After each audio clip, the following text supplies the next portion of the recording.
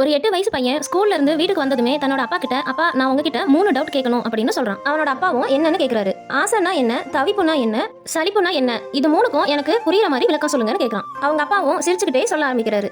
ஆசைங்கிறது உதாரணத்துக்கு உன் கூட படிக்கிற பையன் நல்ல நோட்டு பென்சில் புக்குன்னு வச்சிருக்கான். அதை பார்த்து உனக்கு இந்த மாதிரி நமக்கு இருந்தா நல்லா இருக்கும்னு யோசிச்சினா அது பேர் தான் ஆசை. தவிப்புனா நீ ஆசைப்படுற எல்லா பொருளையுமே நான் உனக்கு வாங்கி தரணும்னு எனக்கும் ஆசை இருக்கும், ஆனா என்னால இப்ப வாங்கி தர முடியல. வாங்கி தர முடியாம நான் ஃபீல் பண்றதுக்கு பேரு தவிப்பு. அப்படின்னா சலிப்புனா என்னப்பா அப்படின்னு சின்ன பையன் கேக்குறான். உனக்கான பொருளை அளவுக்கு அதிகமா நான் வாங்கி தரும்போது அந்த பொருள் மேல உனக்கு சலிப்பு தான் வரும். அது மட்டும் இல்லாம அந்த பொருளை பத்திரமா பாத்துக்கணுங்கிற பொறுப்பும் உனக்கு இல்லாம போயிடும். எந்த ஒரு விஷயமுமே நமக்கு தேவைக்கு அதிக அளவு இருந்ததுன்னா நமக்கு சலிப்பு தான் வரும். ஆசைங்கிறது மனிதர்கள் எல்லார்கிட்டயுமே இருக்க இயல்பான விஷயம் தான். ஆசைப்படும் போதுதான் ஒரு விஷயத்தை நம்மளால அடையவும் முடியும், சாதிக்கவும் முடியும். ஆனா உன்னோட ஆசை சரியானதா இருக்கணும், தேவையானதா இருக்கணும். அந்த ஆசையா பேராசையா மாறவிடாம பாத்துக்கோ. அதே மாதிரி உன்னோட வேலை, உன்னோட பொருள், உனக்கானவங்க கிட்ட சலிப்பை மட்டும் எப்போதுமே காட்டிடாத. சின்ன பையன் அவங்க அப்பா கிட்ட சிரிப்பை மட்டும் பரிசா தந்துட்டு வெளியில விளையாடுறதுக்காக ஓடிடுறான். அந்த குட்டி பையன் கேட்ட கேள்விக்கு நீங்க என்ன பதில் சொல்லிருப்பீங்க?